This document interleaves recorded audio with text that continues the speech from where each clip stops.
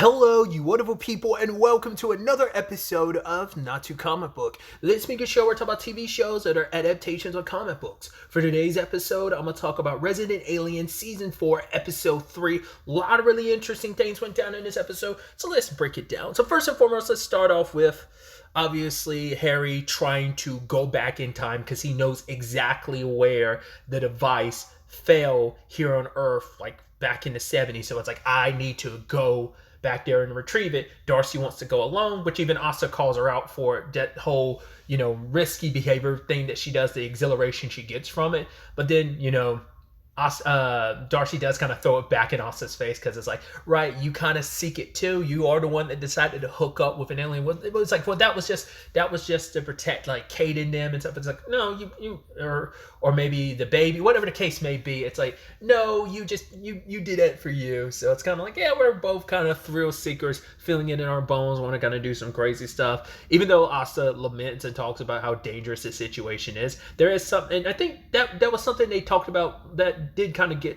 covered in the previous seasons at one point in time, was like her feeling less special the more people know about it, because like the whole Harry thing was just kind of like her thing, and now more and more people know about it. So,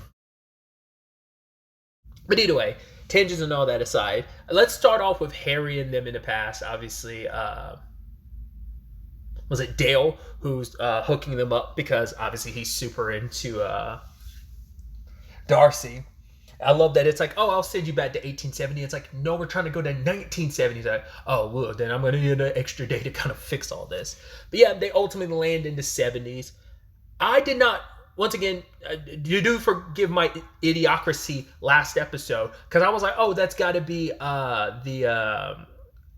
General McAllister's like mom. It's like, no, it was her. I was like, wait, I once again, I did not go back to rewatch season 3, so I did not remember. Like, I feel like I would have remembered her going back in time, but maybe that was a whole thing last season. I just completely blanked on it. I didn't realize that was her herself. I was like, oh, interesting. That kind of shocked me. I was like, wait, that's actually the general in the past. It's interesting because Harry said they bring up the whole conversation about time travel. I mean, obviously it's gotten utilized to some extent in the show before, but I don't remember. So I don't know if this is the first time them bringing up the rules of time travel, or this is just them reiterating them. But the whole like, okay, this is kind of basically it's Avengers Endgame rules, where it's like whatever changes you make to the timeline don't affect your timeline. Basically, it creates an alternate like branch timeline. So when you come back to present day, you're coming back to your present day, not like whatever changes you made, because that branched into a whole other timeline you're not having access to. So, but they found the general here in the 70s on the beach. I also love Harry's little side story about Screaming Ted, the guy who screwed up this whole thing and ended up getting tortured and killed. And there's almost like this little song that he's like, oh yeah, like what was it? He says like, oh, in my language, it basically like part of it is like the date he died, and it's supposed to rhyme with something else. I don't remember the bit, but it's like, oh, that's him and his morbid people, which is interesting. That like, he's telling the tale of his people in that regard, when in actuality he's willing to basically lead to the extinction of his people if it means getting his powers back. But he's like, yeah, best not to tell everyone else, because they would kind of frown upon that, because he tries to justify it because he's like, well, it's not Earth, I have to sacrifice my people, it's not that bad, they're emotionless, they won't care, and that's kind of the wonderment of it all. But it turns out the reason why the general's here is she's trying to save her dad, because obviously being ridiculed by people, no one believing him, and she blames herself because she's like, as a little girl, I saw everything going down, but I didn't say anything at the time, and she regrets that and beats herself up for like her inability. It's like, if I'd said something sooner, maybe I could have saved my dad, and instead of him spiraling out and feeling so alone that, because the government comes to him and tells him he's crazy, which is the irony that she would eventually join the government and be part of, tracking down alien stuff. And I mean, I guess that's the whole point of it, just to kind of stick it to the people. Like, you knew what was what, but you're trying to pretend like my dad was crazy. And he felt so alone. So she's like, if I have this device, I can give my dad the actual proof to prove he's not crazy, that I can save my dad's life. Once again, it's not going to affect the timeline she's coming back to, but I guess like the whole point is she never planned on leaving. She planned on sticking around. So I guess that was always kind of a moot point for her, because it's like, what, that won't really have any effect on you. Like, you'll at least have the acknowledgement of knowing like maybe there's another timeline out there where he's fine. But I think it's more so a thing of, yeah, like I want to stick around and see how like life changes and everything plays out. I also love Darcy distracting that cop to get into the car. She's like, "Oh yeah, like there's a protest, and I'm not gonna be wearing a bra." And it's like, "Oh, what's your name?" And she's like, "I'm, oh God, Carol Brady." It's like, "Oh, me and my 6 kids." It's like, he's like the TV show. She's like, "Oh, that's out already, huh?" No, you can call me. I'm just joking. I'm Meredith Grey. I'm a surgeon. He's like, "Lady, I didn't need all that. I just need to know your name." I'm like, I love that your pull is just from like pop culture. It's like, oh, so I was like, did I know that Grave? I think I knew that. I've watched bits and pieces of Grey's Anatomy because my niece, one of my oldest niece, was like super into it. I don't know if she still is anymore, but she was like, she kept it in rotation. It's such a weird thing that like stuff I find out my like nieces are into. I'm like, once again, like the stuff that they like watch on repeat. Like, one niece is into Dynasty, the reboot that was on the CW, and then like one niece being into like Grey's Anatomy. It's just fascinating stuff, finding out what they're into. But either way, the whole point of going to that diatribe, I was like, did I know that her first name was Meredith? I think maybe I knew that. Either way, I must have on some level to immediately known that, but like context clues of Meredith, last name Gray, surgeon, two and two could be put together. So, but sadly, breaking into the car did nothing. Even though they thought they got the device, it turned out they didn't. Though Darcy was like, "Are we sure there won't be issues us going through that?" And he's like, "Hey, your small red brain is going into overdrive." It's like, this is a very sensitive, powerful device. It's not the same thing as a banana. We're gonna be fine. But yeah, she had tricked them, and she went to try. The general went to try and convince her dad, but he, even with someone believing him, it didn't mean as much, because he's psyching himself out, because he's already kind of like, he told one person, and now it's like it's spread across the town, so he's kind of being ridiculed, and it's just like it made him not like, even though Jen, like, because that's who did the general's pretending to be, is I even love her slipping up, being like, "Yeah, that's why people don't bother what other people believe." I mean, it's like, that's why people start believing like the moon landing was fake. He was like, "Wait, they do?" She's like, "Yet, never mind that. Just move on." Once again, you always gotta be careful of that butterfly effect and just like future knowledge and stuff. But nothing she did could convince her dad, no matter how hard she tried to tell him like, "No, you're not crazy. Like, you need to believe. Like, you saw what you saw. I saw what you saw." It's a daughter so desperate to make up for her past to save her dad, but then at the end of the day, she's like, "I've kind of given up," and she's going to be there for her younger version of herself, because she's like, "I have to," because she's going to be so alone when what happens to our dad happens. And it's actually Darcy that convinces her, because it's like Darcy knows what it's like to beat yourself up for the past, and it's like, why not try? You're not his daughter, because in his eyes, you're just Jen, the friend. You should try to get his daughter, the younger version of yourself, to do it. And she does. She sits down with her younger version and is like, convinces her. It's like, I know it's scary, but at the very least, you kind of want, like, you don't want your dad to be alone. And I know that you're scared that if you tell him the truth about what happened, that you're scared that he won't believe you, and it'll change your relationship. But it's like, no, it's going to be okay. You just have to believe. And it's like, well, how do you know? It's like, well, she's like, I was a little girl once too. So it does seem like everything does work out in the end. She tells him, and he does believe her. So kind of, rectify those mistakes. at the end of the day. But we do see at the end she does stay, and she's just spending her life kind of, I guess, getting to know her dad. You get a different appreciation because it's like, well, I lost him at a young age, but now I get to know him and we're just friends. It's kind of an awkward thing. My mind immediately went to, oh God, that's the complicated nature of time travel. God forbid, I hope he doesn't fall for you, because then you can get in some weird, gross territory. But I'm like, um, you could go the Futurama route and be Fry, who's his own grandfather. You could go the Marty McFly route, where you're like, oh, you kind of made out with your mom, and that's gross. So it's just like, you got to be careful about the time travel, especially when you're getting close to family and they don't know who you are, but you know who they are. But it's like, oh, that's going to be interesting. The dynamic of like, I guess maybe this is us closing the general story, because this was kind of her resolution. So there might not be any more of her. I mean, not unless there's something in the future that draws her back to present day, but I don't see anything. Like, she's kind of getting all she wants, and that's all she wants here. Being able to watch a younger version of herself, get to see the life she got to lead with her dad, with everything kind of going right instead of going wrong like it did. So, and kind of living vicariously through the younger version of herself in that capacity. So that's probably all there is to it. So that like I said, that's probably the end of that storyline. But we'll have to wait to see like if they pull on any more threads for that.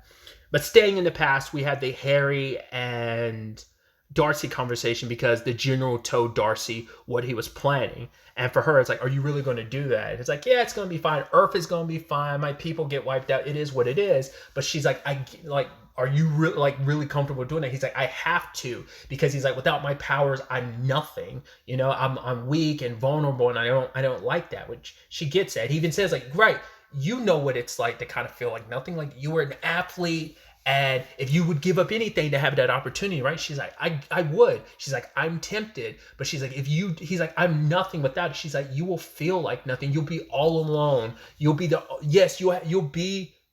you'll be an alien again fully, but the problem is you'll be the only one. Your entire species will be gone. You'll never forgive yourself for this. You're fine with it now. You're thinking you're okay with it, but it's once again, it's like you're vulnerable. You're scared. You feel like you've lost a part of yourself that you need to get back, and you do anything to get it back. But are you willing to sacrifice so many lives to do it? Because Darcy's like, I wouldn't sacrifice the world just to get back, being able to ski again, like getting back what I lost.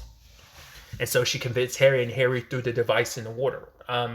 So makes you wonder, will anyone ever come and claim that?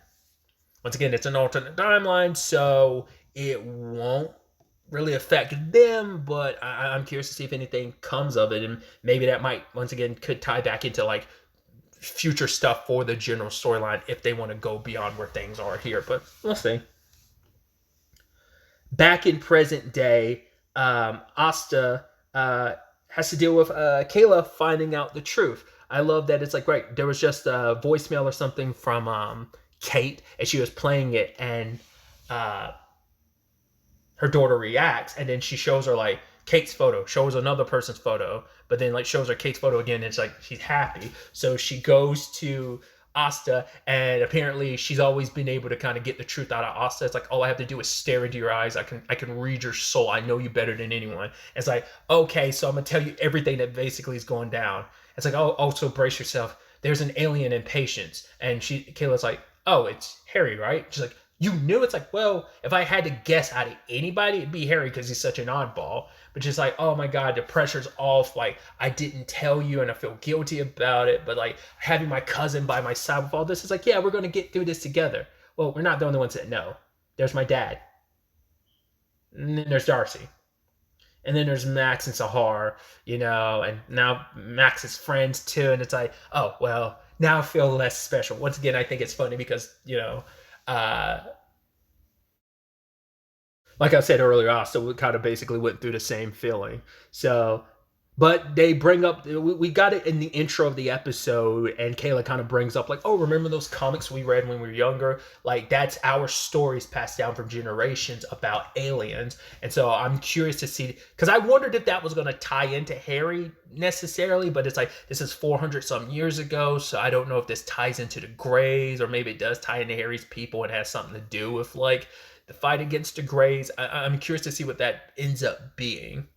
Speaking of comics, I thought it was interesting. Like, Sahara's at the comic store and she's showing Bridget a comic, and I saw it and it was like, it was something, and it's like Tales of the Umbrella Academy. I was like, as in like the Umbrella Academy. And I was like, well, it is, that comic is a Dark Horse comic, so I googled it, and it is. That particular comic is like apparently the first of like, I don't know how many spin-offs, but it is one of the first spin-offs from the Umbrella Academy. I was like, oh, I had no idea, because I know the story stopped for a while, so I don't know if like they finished it and then like later on, like I think it was like in the past 2 or 3 years or something like that, Gerard like went back to like making more of that. So I don't know if like the story finished in the comics and then they came back and just started doing more spin-offs in that universe.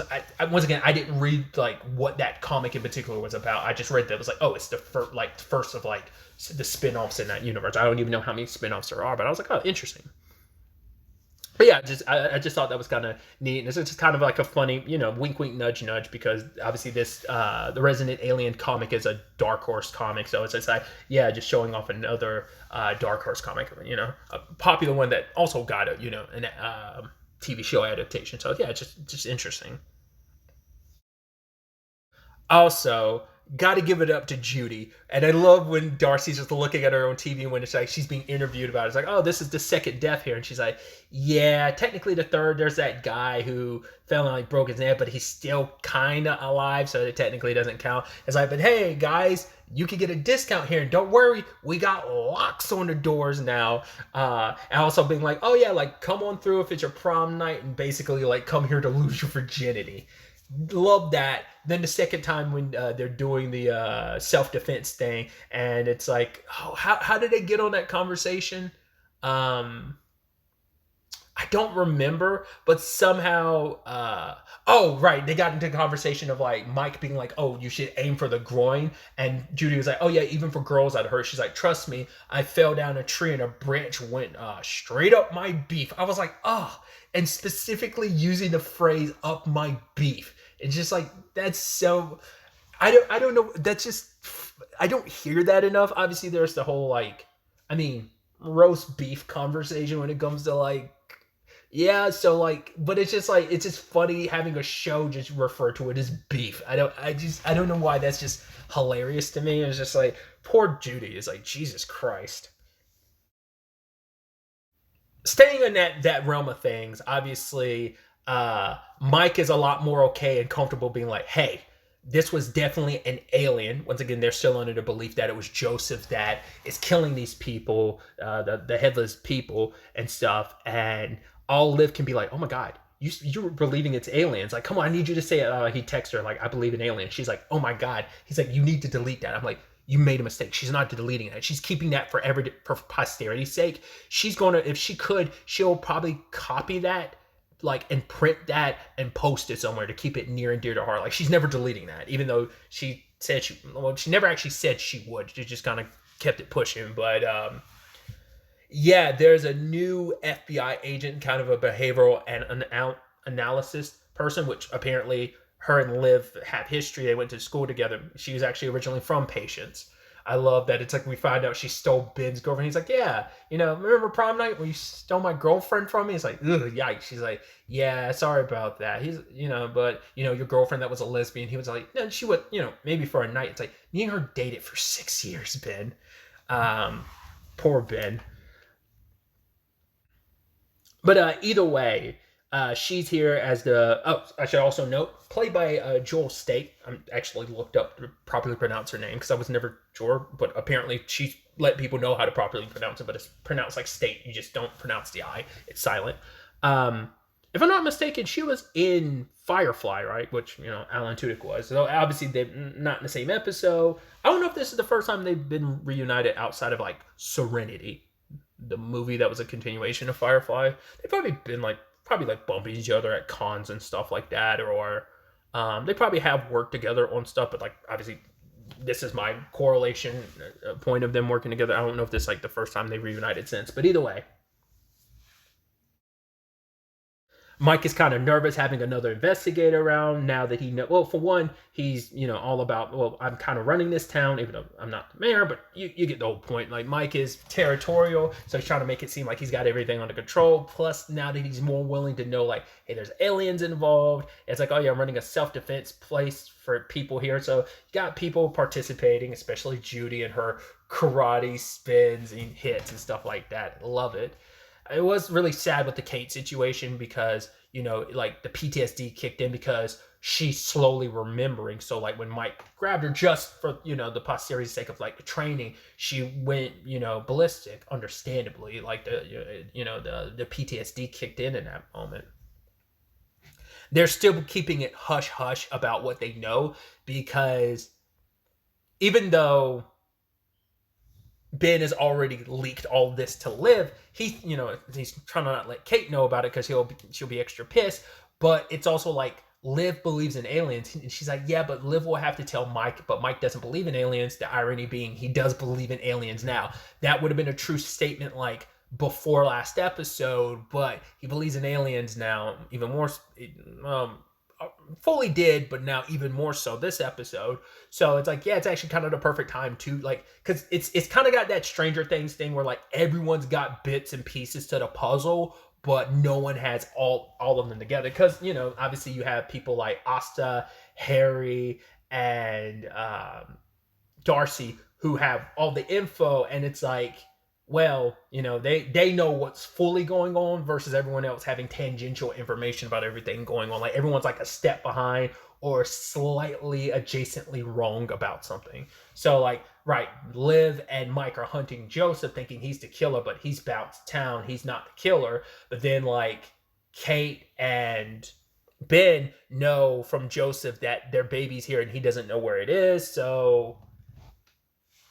But they're still looking for Joseph just like the others are. So Ben lets Liv know, like, oh, maybe I do know more than you're letting on after experiences. And she's like, oh my God, Kate was kidnapped by aliens. I knew it. And he was like, what? No, you're crazy. That's crazy. And walks away. So, but with Kate's reaction, I'm sure Liv is kind of piecing that together. Like there's definitive stuff there. So she'll probably talk to Kate later, but we'll see how that fans out because Kate saw Darcy and realized, oh my God, Darcy was on the ship. Now, she's only gotten a piece of her memory back. So I don't know if that's a thing of she's either like, hey, Darcy, you lied to me because you're not telling me the truth. I know that you know more, but you're not filling me in on it.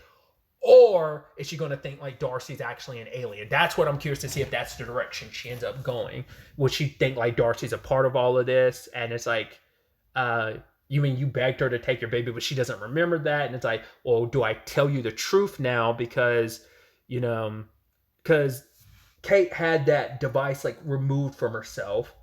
But the question is like the Grays could always come back, and that's why I think they still have Ben and Kate's place monitored. Well, specifically, Darcy has them monitored, but she's also kind of in a bad spot too because she's backpedaling because the whole conversation with the general about forgiving yourself, she hasn't forgiven herself. In fact, she's going back to drinking and just kind of like wallowing sadly. So she kind of always kept herself distracted and kind of like slightly above board, like even though it's like it was always just a temporary thing because she hasn't really dealt with the root of things. It's always just kind of like, hey, this new exciting thing, I can focus on that rather than focusing on me. It takes me out of my own head and away from myself. I'm sure the conversation with Harry wasn't therapeutic. It just kind of set her back. Like I said, she hasn't dealt with the proper root of the problem, so that's what she's having to contend with now. So it's always a matter of time before she backpedaled, You have Mike and Liv kind of going out there, I think, searching to try and see if they can find any clues towards Joseph.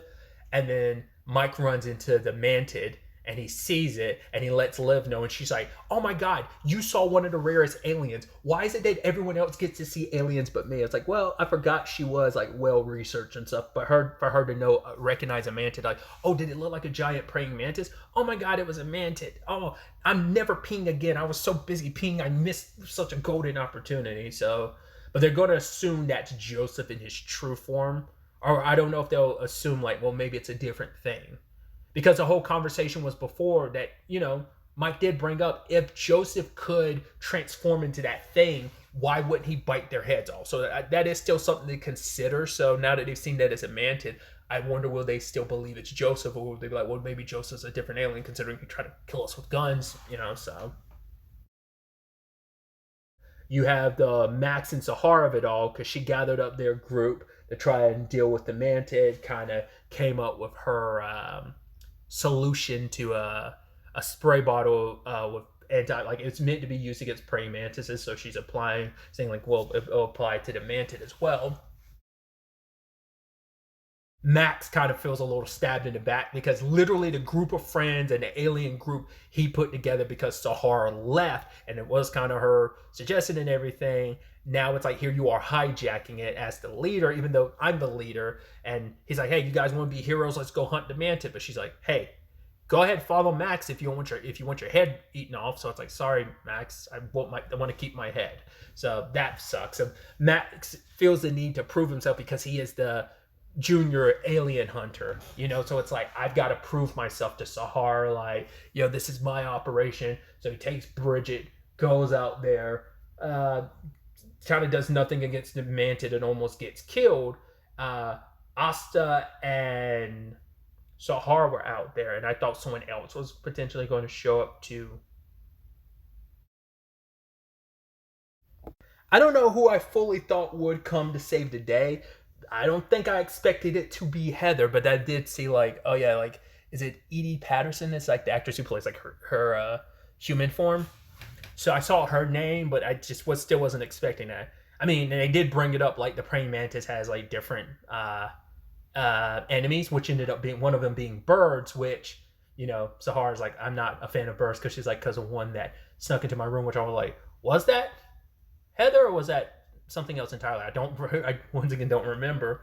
But Heather proceeded to straight up murk the mantis. So it's like, every time they have a step forward, Liv and Mike, there's always something that kind of screws it up, whether it's like the Gray's body dissolving and Mike thinking he's going crazy. They saw Mantid, but now it's dead, potentially.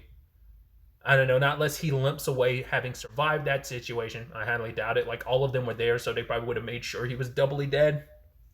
But Heather shows up just as Harry's kind of coming to terms with, hey, I'm lactose intolerant. Oh, well, no more milk for me. And I got to accept the fact is I am a human now, and this is probably the way I'm going to be. And Heather shows up and is like, yo, I'm back, and I have our kids. Where the hell this ends up going is definitely going to be interesting. Once again, you got to deal with Joel State's character of being here investigating the dead bodies, even though the killer is now dead. So what do you do about that? How does that investigation play out? Yeah, some very interesting developments. I'm curious to see where they all take us going forward. But really, that's all I wanted to talk about. So the next time we meet, be happy, be safe, live life to the fullest, and enjoy it. Good day and goodbye.